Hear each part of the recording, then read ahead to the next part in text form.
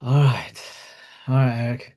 I had a lot of fun when we were both at Chicago.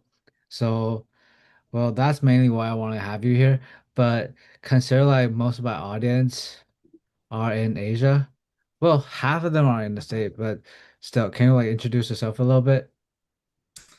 Yeah, my name is Eric Hajin, and I'm the head performance coach of the San Diego Clippers. That is the G League team of the LA Clippers. Not to be confused with, I think they were, the Clippers were once the San Diego Clippers in like the 80s or something like that.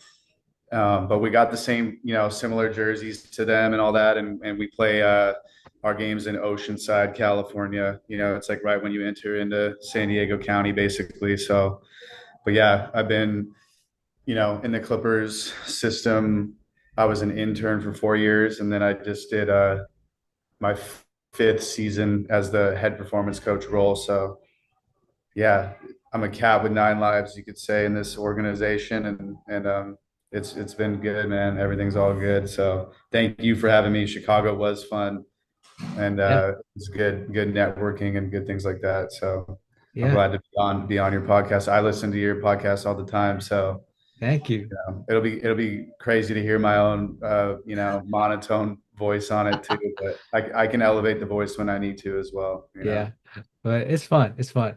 Um, Obviously you've been with the Clippers for 5 years as a head strength coach. Uh-huh. And then before that, you said 4 years as an intern. Yeah. 4 years as like medical and performance intern. So I have a background in both, and I have an ATC, I have a CSCS, and I have the CPSS as well that I just got recently. But I think I try to utilize all three of those certifications, but they're all geared towards injury risk reduction, and I think that's always the common theme. So anything I can do to help on that end, and I think having those three backgrounds, has driven me in that direction. But yeah, I started on the kind of the medical performance side on those, intern years, and just Nice. just like trying to learn the systems and do whatever I can to be of help. Nice, nice, Yeah. nice. Um, so talk to me about like your journey before G League, because obviously like when we're all at Chicago, uh I feel like everybody have their own journey before like step into the league. And like some guys have to like intern at some college. Some like you interned for the Clippers for like 4 years. That was kind of crazy. So talk to me about like your journey before that. Yeah, I mean, um, I guess I can date it back to when I first really wanted to be in the performance and medical world, or the high performance like setting. So I was in like high school, and I was taking the ROP sports medicine classes. And they also had kind of like, you could call it a strength conditioning, like weightlifting class. I was taking those classes. It really like interested me. And also, I would get injured a lot when I played sports. I played lacrosse and water polo and football. I played a bunch of sports. I kind of just messed around with basketball a lot. I'm not the best basketball player, but I was really into all these different sports and movement in general, and so I got really into it, and kind of learned that I wanted to do it for the rest of my life in high school, or like pursued that path. So then I went to Chico State for undergrad for 4.5 years, and did kinesiology, movement studies, and um, I helped out the athletic trainers there with their sports, and learned a lot of different things and learned that world. From there, they said, if you want to keep doing this, you're going to have to kind of look into a master's program. And I was super interested in that. And so I'm from like Long Beach, California area, and their Chapman University at the time was getting a program for a master's in athletic training, a master's of science. So just the right place at the right time. Um, was able to go to Chapman for 2 years and get a master's, and worked a bunch of different rotations, um, and that's where I started really getting more on the performance side of things, seeing how important it was. And then it's kind of crazy. You see like a lot of high schools at the time. This was around like 2014, 2015. They don't a lot of high schools didn't have strength and conditioning coaches. Community colleges didn't have it, and I worked at Cypress Community College for like a semester of time. So basically, I was putting on multiple hats, being kind of medical and performance. Little did I know I was already doing it at that time. And then I worked at a high school in Santa Ana called Santa Ana Valley High School. It's like 5 minutes down the street from Mater Day, which is a big time private high school, but they're night and day difference, those schools. But I learned a shit ton. Am I allowed to cuss on this or what? I'm not going to Yeah, cuss. yeah, yeah. You're good. You're I good. learned, I learned a shit ton being in all these different settings. The last rotation I had, I worked Chapman men's basketball as well, and Chapman women's lacrosse. The most concussions I'd ever seen was women's lacrosse, which is crazy. Really? They were running around. You could run around the goal and you're holding your stick, and they always wanted to score, so they'd like run around the goal and like jump up and shoot at the net, and they would get shoved by the other girl, but they'd be holding onto their stick so they couldn't catch their fall, and they would smack their head on the ground. So I saw like some of the gnarliest concussions I'd ever seen was women's lacrosse, believe it or not. Damn. Yeah, and then yeah, the last rotation I had was UCLA women's basketball. It was a connection through Chapman, and I helped their strength conditioning coach out a lot. Saw how integrated he was with the team, and then I was helping obviously the physical therapist and the athletic trainer assigned to the team, and just that's where I really learned the team setting vibe and like in a high level system. And they had a really good team that year. They went to the Elite Eight, I believe. But yeah, so then when I did that, I was really like, okay. And I worked, so I ended up working, community college basketball, high school basketball, and UCLA and Chapman basketball and UCLA basketball. So I just kept thinking, all right, I'm really, really getting integrated in the basketball world. And I had it from a different lens because I didn't like play the sport a lot growing up. I watched it all the time. I really learned about the game that way, though, from a different lens, from like the medical performance, sports science lens. And then it's kind of something that I had when you asked me about my journey to the league. Like, always put your best foot forward because you never know who's around you and who can unlock the doors to get your own feet into. And there was someone at Chapman the whole time that had a connection to the Clippers. And when I was all done with everything, he hit me up, cold called me one day. It was like, yo, you got a job yet? I'm like, nah. He's like, the Clippers are forming a G League team in Ontario, California. How far is that for you? I said, doesn't matter. He said, good fucking answer. Um, and so this guy connected me to the head athletic trainer of the Clippers. He's still here. His name's Jason Powell. He connected me to him, and it was right before summer league and all that. And then I was able to kind of come in and meet people. And um, I hit him, hey, am I able to go to summer league? He said, if you can pay your own way and stuff, then I can, help you get into the games and help practices and see how we grind and work and everything. And I was like all about it. And I think he just wanted to see I was in it for the right reasons and everything like that. And then I met a couple other people that I ended up working with. Colby Clarity, who's an assistant athletic trainer with Clippers now. He was, going to be the head guy of their G League squad that year for the athletic training side. And then Albert Danita, who's with the Mavericks now, assistant strength coach, was going to be the head strength coach of the Ontario Clippers, or they were going to call them the Agua Caliente Clippers at the time. And basically just like met them right in Vegas Summer League, and we were all working together. And Jason Powell pulled us all aside, said, "All right, this is gonna be the squad. We're gonna roll with you guys." And I was like, "Okay, so this is real. This is the real deal." That's how I got to this point. I know that was a long Nice. story, but I had to jump around there for you. Nice, nice. That was awesome. So I know you're a big baseball and hockey guy. Why did you ever like before like working with basketball, did you ever consider working for those two sports? Yeah, hockey for sure was like the one I was always really into.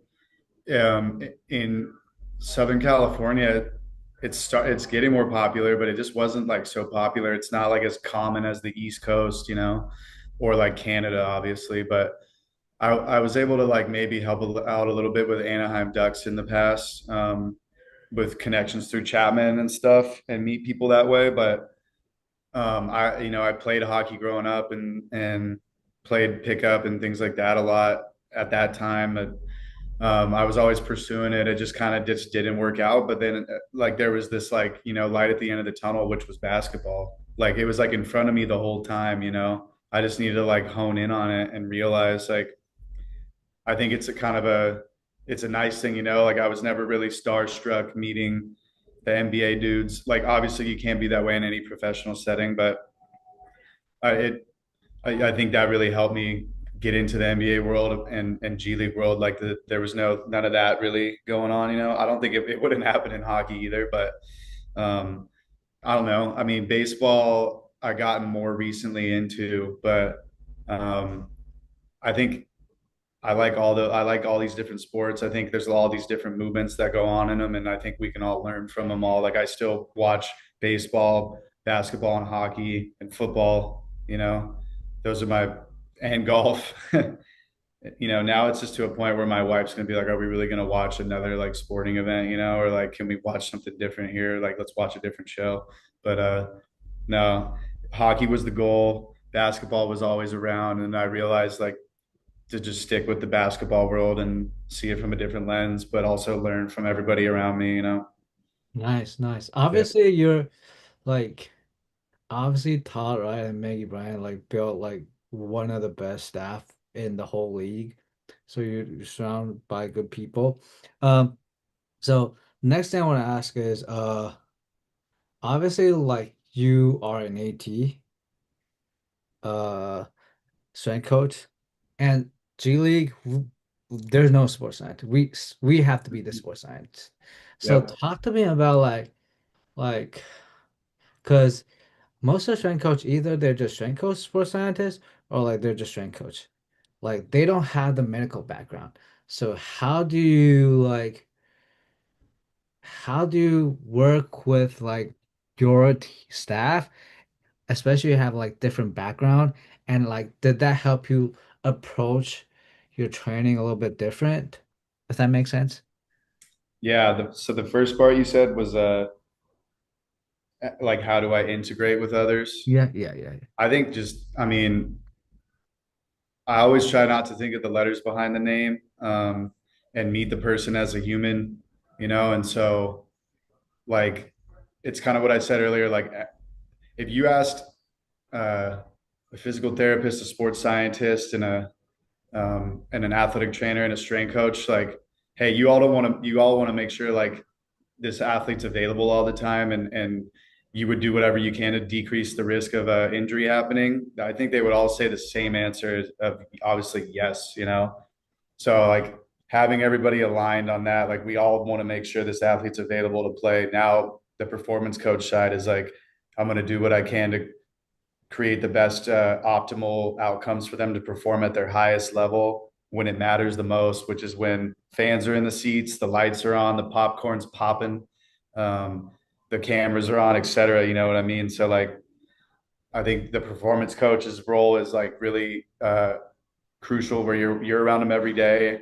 You can get a read on their, you know, physical and mental performance, and you have an idea on what they've been doing already with you, and you can program out, the system for them to hopefully increase their optimal performance, each time they have a chance.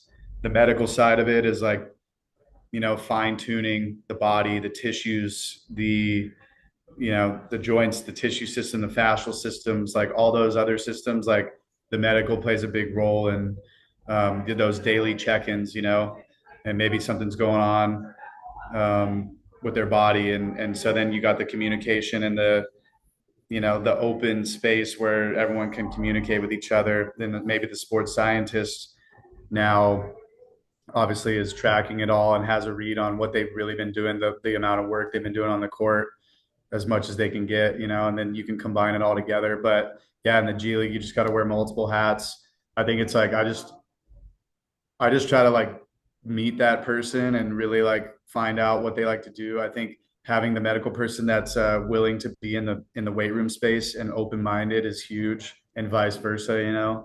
I think the Clippers are everyone's really good people here, and everyone's really open minded, and you know, everyone's on the same page when it comes to all those things. You know what I mean? But like, yeah. What was the second part of your question again? It was Like, so did having a medical background hmm. change your approach to like training? Consider like most of our guys are like traditional strength coach. Yeah, I think it helps with like speaking the language, you know, like um if a guy has an injury or something and like now I think there's a good language to speak on like, you know, versus he can or can't do this. It's like, you know, let's try and see what he's able to do and modify from there. It's kind of like the trial and error approach maybe, you know. Like I'm going to try this movement and see if he can get into a deep lunge today. And like, oh, you know, he can't, then I'm going to modify it to just being in a split stance and maybe trying to get shifting going on instead of, you know, the lunge itself. But I think, yeah, it's like I like using injury risk reduction as its own bucket when it comes to programming, you know, um, whether that's before an injury occurs or it's gonna, here's the other thing, injury will happen no matter what, and then as a performance coach, you're going to have to figure out how to modify your programming, you know, in the return to play process. And as a sports scientist, you're going to have to figure out how to re-ramp them up, you know, on the court or in the weight room leading into the court. So I try to utilize all the information that I can gather on the athletes towards programming to help reduce injury risks. And that's sports science data, movement videos, and your own coach's eye. That's the way I'll think about it when it comes to like maybe having a medical background. Nice, nice. One thing you brought up is really, really interesting to me is the injury reduction for programming. And you said like it is its own bucket. So talk to me about that. Yeah, so I think of like buckets, and every performance coach has their methods of the buckets, you know. I think I heard this from Hunter on Move the Needle, and he's like he was like he's literally talking about a bucket. He's like, is that bucket already filled? You know, say the bucket's filled up with water, like then it doesn't need to maybe not be filled no more, but you need to keep it at that same level. And then there's another bucket that's barely any water in it. We need to fill that bucket up.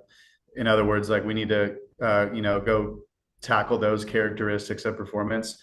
And I think of strength and durability as a bucket. I think of speed and power as a bucket. I think of single leg balance and control as a bucket in the basketball world. You know, I feel like you're always they're jumping off of one foot, they're landing on one foot, or they're like doing their Euro step onto one foot. Like, you know, you look at like the ability to control their pace and stop and start their speeds. Like it's like going from one foot to the other, you know. I think our head coach always comes to me about balance too, and it's really like opened my mind up to the balance world. But yeah, injury risk reduction I think is a bucket too, and I think it's not necessarily like, you know, the main exercises of the program, but I think it should be like you should. I like to throw in some exercises based off of the movement videos that I'll capture on guys. You know, doing all these patterns, doing squats, lunges, hinges, um, steps, you know, stances, their movements on the court, shuffling, all these movements that you're going to see them do on the court. I like to capture videos of it, you know. Then you can really kind of watch how they move. Then also utilizing, you know, the sports science numbers you get from, you know, their lateral and inner hip strength, their hamstring strength, you know, their knee extension and leg press power and strength, all those numbers. I like to combine them with the videos, and then that's how I kind of like try to formulate exercises into that bucket. Um, you know, so maybe in a guy's workouts, it's like I'll try to have like a in both blocks, maybe like there's a injury risk reduction exercise in there, you know. And I'm Nice. not saying it's going to prevent an injury, but I think that it's going to help that quality, and I think that quality is going to help lead into the performance too, you know. Nice, nice, nice. Yeah, if that all makes sense, you Yeah, know. yeah, yeah, of course. Just like to create it as a category, you know, like Yeah, instead of like oh, maybe that should just be done, you know, before as a warm up or whatever. Or you can do it at any time. I think like warm up, weight room lifting, drill in on the court, speed development, whatever you're doing, you can throw this, bucket into it. Nice, nice. Um, you probably already know, like in the past few weeks, I've been visiting different biomechanics lab. Visit Susan Sigurd. I visit Christopher Powell. Gonna visit Dr. Arnold. Like, and like basketball, we're all trying to catch up with baseball in terms of the whole biomechanics stuff. So, and we've been at, like, well, what we've been talking about is like, all right, filming the athletes, like maybe they're sprinting, walking, change direction, whatsoever, and to like use the video, not just force plate, to like see like what's going on between right and left, and maybe give them certain exercise to like somehow not really prevent, but like make them more durable. And what's interesting is like you already been doing this without like the whole technology stuff. That's really cool. Yeah, it's funny. It turned into, in the past, like Todd Wright, he's a legend, and he's just like, hey, if we got a chance, maybe we can get some videos on these dudes today on whatever it may have been that they were doing that day. And then, you know, they could be doing sports science stuff in that same category and getting a video of it. So then, like, because sometimes you see like a dude with like really good numbers, but then like something just doesn't look right to you, to your coach's eye. Um, and I always try to think like that the movement quality is like the most important thing to me, and the numbers will follow. Like I think like you're kind of missing out if you get these really good numbers, but this movement quality is getting worse and worse. That's where I start thinking of the injury risk reduction stuff. Yeah, I think having the good movement quality patterns um, is like tackling your injury risk reduction bucket, and also it's going to lead to probably better numbers for your guys, and you yeah, can use the numbers however you wish to convey. That's, I think, where the world that we're trying to figure out moving forward. But like I learned it getting golf lessons during COVID. uh, the golf instructor was filming me, and he's like, you're not hinging your wrists at the top of the swing, and you're not loading the front. I don't know, he laughed. No. So he said, you're not. I know. I was like, I thought in my head, yeah, I am, because he kept telling me to do it. So I'm like, I'm doing it. He filmed me. I wasn't. So like seeing myself not hinge my wrists to like wind up the club, whether that's the right or wrong information in the golf world. But like basically he filmed me, and then after the swing he showed me, and then me seeing myself not doing it, even though verbally he was telling me to do it and trying to coach me to do it. I got the visual like video of myself moving, and then I learned how to like perform it better. So like nice. that was a big eye opener for me. And like now I'll try to do that with dudes.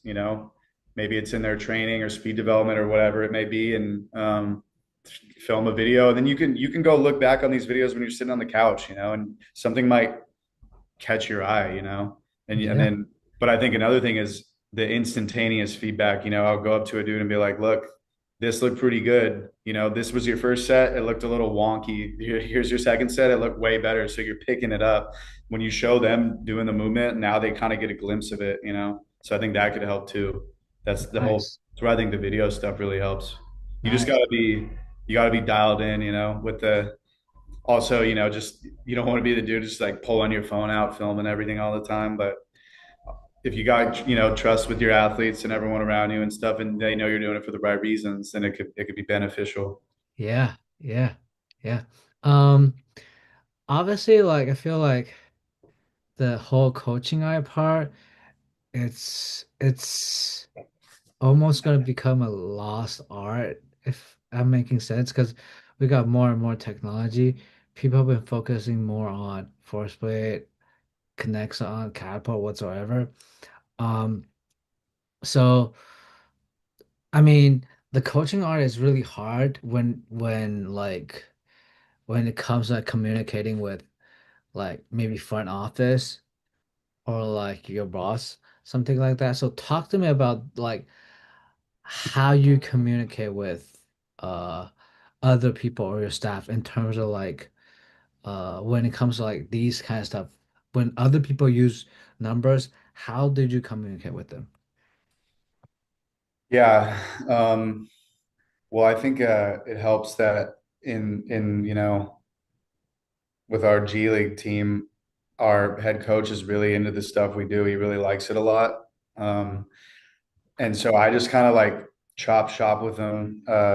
You know, I'll maybe, take some guys through lifts, say this is training camp, for example, and then I'm like chatting with them as guys are on the court, and I'll be like, what do you see that you like so far? He'll point out this guy looks like he can move pretty quick. He looks pretty agile, but I'd like for him to be able to like handle screens better or like fight through screens, be more durable. Like be able to like bump off guys. So then in my head, I'm thinking from the performance side, and so I'm thinking both the number side, sports science stuff. So maybe like that's where your force framework can come into play. Like we can create more like isometric durability in his hips, so he can like handle this bump that will lead into the trunk stability.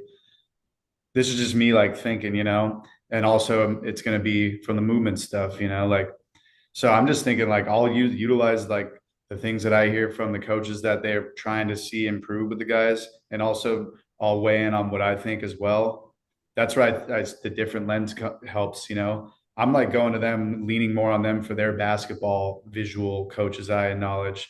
Then I'm going to use my performance side of it and medical side and sports science side, kind of combine it all, and then I'll try to like speak the language with them. I hope this is answering your question. But Yeah, yeah, I I did. think I think yeah, from I think the sports science stuff too is important in the medical world as well, like I know the whole asymmetry thing could be right or wrong, whether it is right or wrong, but I think when you see a glaring asymmetry, like you got to try to improve that one side more than the other if they're going to go back to playing a high level, high chaotic environment sport. Um, Nice, nice. but I think I like I kind of learned this from Todd and like Daniel Shapiro, our head strength coach here. They're always like present in film sessions, and I think you can learn a lot being if you have the opportunity to be in like the film sessions with your team, you can hear how the coaches communicate and their languages, and how they like to communicate movements. It's funny, they're always talking about movements if you think about it. Yeah, yeah. And so they're talking about movements in a certain way and their plays and et cetera. And then like being able to know that stuff, it can help you connect with the guys more. It can help you connect with the coaches more. And then you can utilize it towards your videos, your sports science, your movements, your programming. So I think that's kind of, trying to utilize all the things around you. And in the G League, as you know, like we got a good opportunity to be in those film sessions. Unless your coach is like, hell no, get out of here, But our coach likes when we're in those too, So yeah. Nice, nice, nice. Um, one thing I uh one thing I learned in the past like few weeks is obviously like everybody want to be in the NBA. Like obviously like almost everybody in the NBA are really good in terms of like medical staff, performance staff. They're really good at what they do.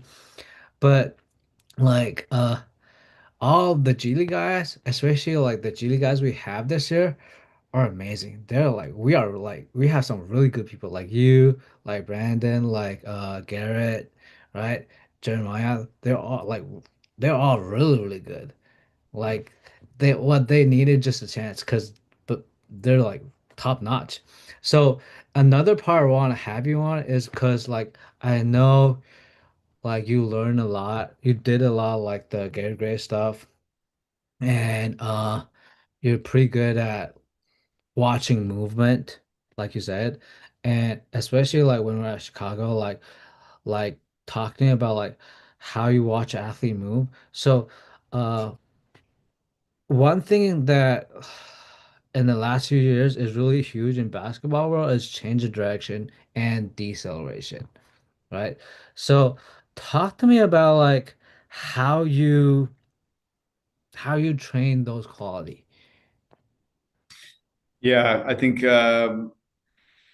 first off, thank you for that. You know, and we got a good squad for sure. Everybody's super connected. I'm glad I got to meet a lot of the East Coast dudes too, you know, and because like in the G, you know, a lot of the West side people see a lot of the West side, and the East side people see a lot of the East side, and everyone has, you know, the West have a couple of their East Coast trips and vice versa. So it's like good at Chicago to connect with everybody, and sometimes you meet people you haven't met yet or you heard about them, etc.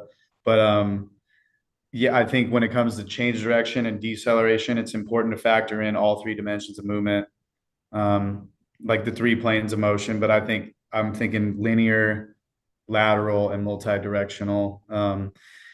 I like to look at different stances that you're going to start from. So base stance, split stance, um, and like usually like a dead start, you know, so you're like totally still not moving at all, and then you have to um, generate force in a certain direction and then stop yourself. That's what I think of deceleration as. Also, it could be obviously when you're already moving and you have to stop. Um, and then, you know, I think I always like to start from a stance. I learned it a lot from Todd, you know, like the base stance, and then you think of a clock. You can go in any direction, right?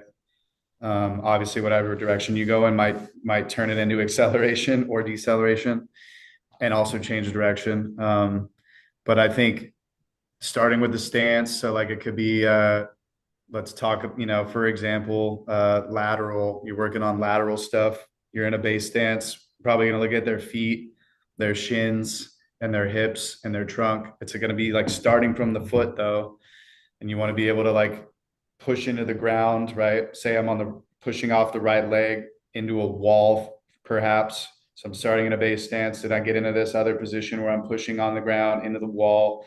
I'm looking down at the feet, the shin, the hips, the trunk.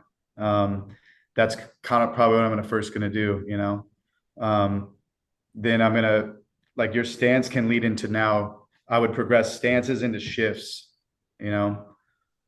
So like say I just worked on the wall drill for lateral and pushing into the wall, creating lateral force through the foot, shin, hip, and trunk. Now I'm gonna maybe try to load it somehow, some way where I'm gonna be shifting from right to left. So now there's a little movement involved, but you're working on the same concept, you know. Um, then it could become a shift can lead into a step, you know, or a lunge. So now I'm gonna do the same movement. I'm gonna do a lateral lunge, you know, from right to left. So now I'm working on the deceleration component, I think, in my vision right there, because I'm pushing and initiating off the right leg and catching myself onto the left side, you know. Um, and then I would think the last thing is like a leap. So I'm just getting at right now is like stances can lead into shifts, shifts can lead into steps, steps can lead into lunges, lunges can lead into leaps. And you know, I like to use variations of equipment to challenge the system. So med balls and heavy balls, Vipers, 1080s, uh, Raptors, which is, you know, the cords that you can hook on the wall. Um, you know, dumbbells and kettlebells. It might be one dumbbell or two dumbbells. That changes a lot, you know. You're gonna obviously load it a lot more with two dumbbells. I think you got a little more freedom of movement with the one dumbbell, like steel bells and sandbags. I'm gonna use all that equipment to like change up the variation to the system, um, and then I think you got me. You know, the wheels are spinning right now. I think utilizing the shapes on the court is important. So I think a warm up. I learned this from Stu at Altus, where we're going to be this weekend. You know, like your warm up matters a lot, and like if you're granted 5 to 10 minutes every day to like warm these dudes up, like try to make it really meaningful and like work on the things that you can with that time allotted. That's where like you can pick a shape on the court, you know, like the 3 point line, and you can do skips around it. You can do shuffles around it. You can do karaoke's around it. You can do like a split stance, um, you know, push offs facing forward or backward. Now you're getting kind of change of direction, qualities. Then you can go to the free throw box. You can do the same thing in like a pro lane agility pattern. You can do the circle in the middle of the court or the circle of the free throw. Like so. I like to pick shapes sometimes and utilize change of direction and deceleration patterns with all those movement categories, shuffling, skipping. You know what I mean? Like so. When I think of that was a very long answer for you, but I just like to factor in the three dimensions of movement. I like to pick all these different patterns that you can look at. And I think you can do change direction and deceleration work in a warm up, in a lift, in a court drill, or in rehab. It could be like, you know what I mean? There's whatever building you're in, you could do it, and Yeah, whatever space you're in. So like in the G League, you got to just figure out your, the time you have to optimize everything. And I like using it. I like doing that stuff a lot in the warm ups. Yeah. nice, nice, And nice. you call that speed development. It's in Yeah, the warm up. They're on the court. You know. yeah. I like it. I like it.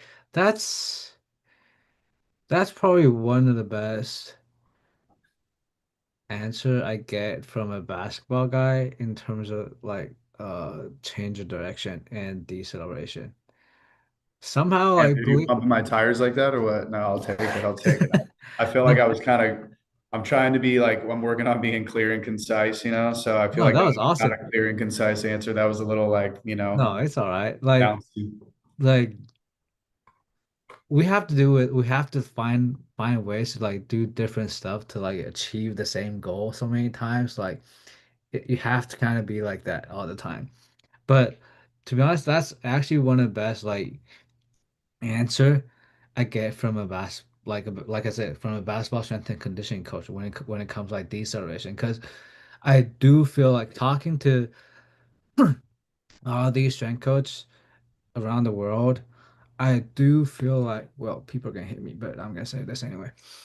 I do feel like basketball guys are actually not that good when it comes to like change of direction and deceleration. We kind of make it more fancier than it should be, and we kind of lose the basic, if that makes sense.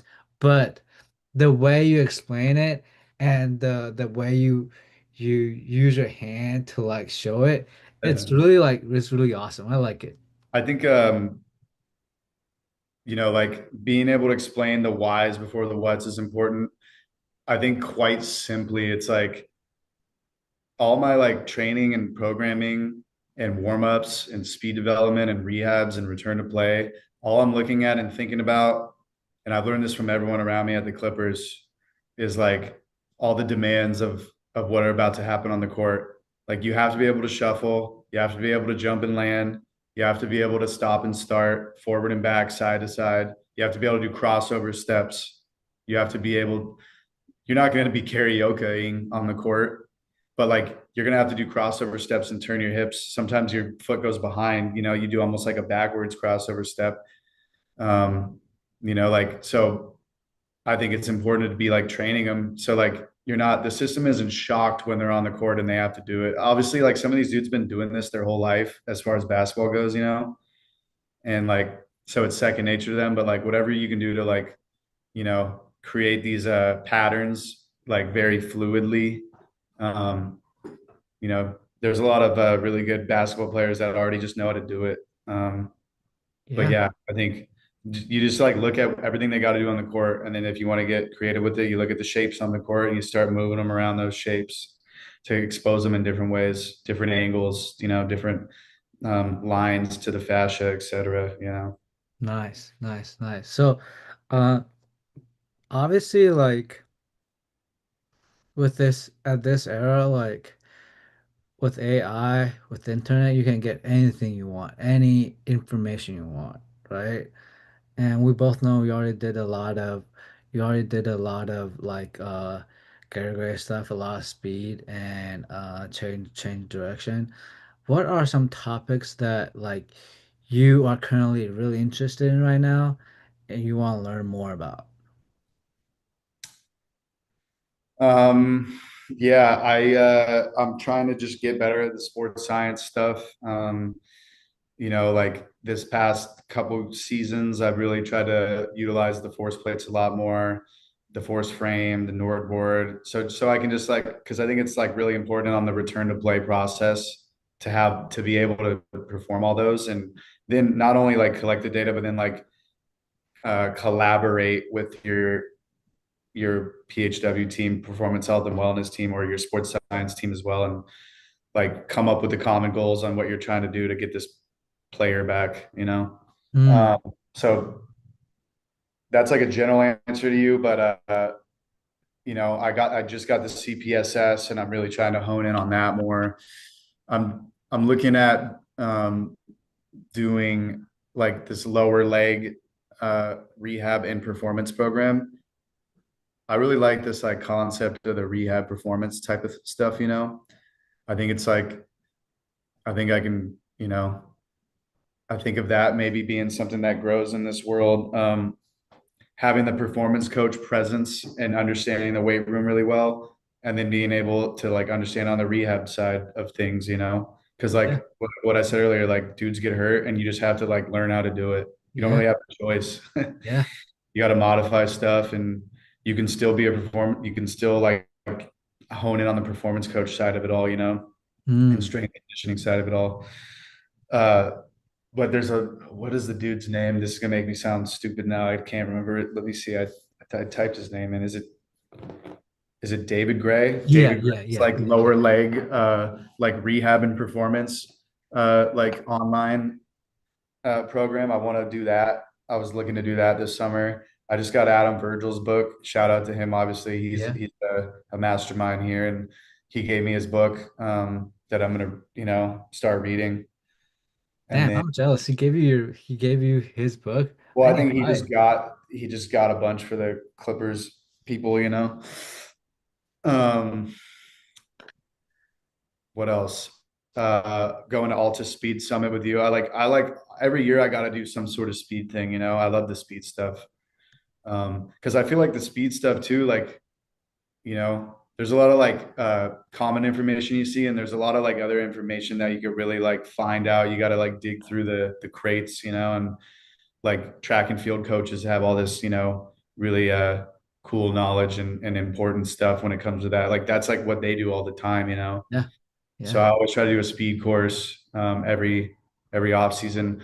In the G, I always have a book to read on the planes, because you know how it is when our flights get fucked over all the time and like we get stuck in an airport. Like sometimes you're like stuck in an airport all day, your flight's delayed, or like yeah, yeah, get into a different flight. I always like have a book on deck in my backpack just in case people are like, oh shit, we got 2 more hours in the airport. I'm gonna go get food. I'm gonna just like read a couple chapters of whatever book I got. I'm yeah, trying to like find out more books. Like I love like the performance and medical and sports science books in our world. I'm trying to like look into other books too. Maybe that'll like help me learn more things in life, you yeah, know. yeah. Um, but yeah, I always try to have a book when I'm traveling and a show on deck, obviously, you know. Nice, nice. Uh, Um, but yeah, and then maybe I'll look into doing Lenny Parasino's soft tissue, yeah, yeah, uh, his fascial soft tissue course. I usually do that every off season. I haven't done it for like a year or two, but it's always really good stuff. And he's always like adding in new things. I think yeah, that's like the most important thing when you look in the continuing education and you're learning and all that. Like things kind of change over time, and hopefully like when you're learning it, you see like how you did things in the past and how you're doing them now and how they relate and maybe yeah, how you change in a positive way. yeah, yeah. Um, Another thing that do want to ask you is obviously like G League is a different type of grind. Like everybody say that, it's so hard.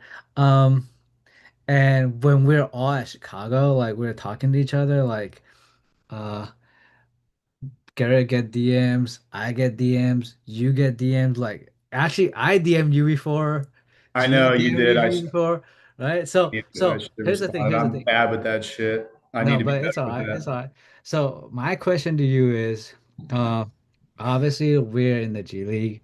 or like part like we're part of the NBA, and a lot of guys like want to be a strength coach in the G League who want to be a strength coach in the NBA in the future. Like, what are some advice you give it to them, or like just like maybe like some advice you give to like to yourself like 10 years ago?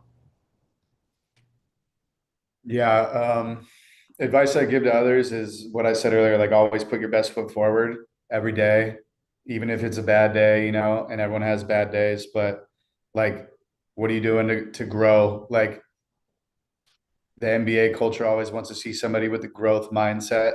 Like you're really good at this, Eric, you know, like you always want to learn in all these different categories, you know, every year it's never going to stop. You're always going to be wanting to learn, you know. That's a huge like quality to have on, you know, um, from a PHW side of things. So always putting your best foot forward, always being positive. I think I tell myself 10 years ago, like always be positive. Don't let the negative things like make you become negative, you know. Yeah, yeah, Like don't let the shitty G League schedule and travel like, you know, make you like you know, not have a good time at your job. Like if you like what you're doing a lot, you'll figure out how to find the positives out of it, you yeah, know. yeah, yeah, Um, I would say to others trying to get in the world, like to be like you know, like you're way better at me than networking, you know. You can network in all these different fields and types of things, and you always may come across someone that really likes what you do or wants to learn more about you, you know, and then all of a sudden they may hit you up out the blue and say, like, I got this opportunity, or I heard about this, you know, are you interested, you know? yeah, yeah, And that always comes with putting the best foot forward and always wanting to grow and learn. I think something I would tell myself in the past is, yeah, utilize everyone and everything around you to get where you need to go, you know, yeah, and yeah, it, you know, in the most professional way possible. But, yeah, um, you know, try to communicate concisely and professionally all the time. Always carry yourself professionally. You know, understand that there's always eyes, there can always be eyes on you no matter where you may be, you know. yeah, yeah, So, yeah. Love uh, it, love it. yeah. And then what else would I tell myself in the past? You know, just like, um, don't be, I tell myself in the past 10 years ago, don't be so worried about everything going on all the time. Sometimes you got to kind of lock into a few things, you know, per session, maybe, right? That session that day, you're going to focus on a few categories. You really want to like hammer home those performance characteristics and categories. You know, don't try to do like 10, don't try to tackle like 10 performance characteristics in one session. You might lose the guy, you know, just Yeah, like a few like important things that day and really like focus on it, you know, and relate it to how they can get better on the court or in their sport, you know, whatever their sport may be. That's how yeah, you like really build a connection, you know. yeah, yeah, They can see you're in it for the right reasons when you're like going to try to like study them and learn about them, you know. Like, you know, I think for people trying to get in the NBA world too, like studying into the organizations as much as you can, learning about their styles, and that could be through, you know, podcast. There's so much free information in the world. It's kind of crazy. Like you're really good at finding it and then utilizing it to the benefits for yourself and others. So yeah, utilizing all the free information you can find. nice, nice, nice. Yeah, man. All right, that's all the question I have for you. Yeah, dude. No, that's, I hope I answered your questions. No, that was Clear and awesome. concise. That's like that.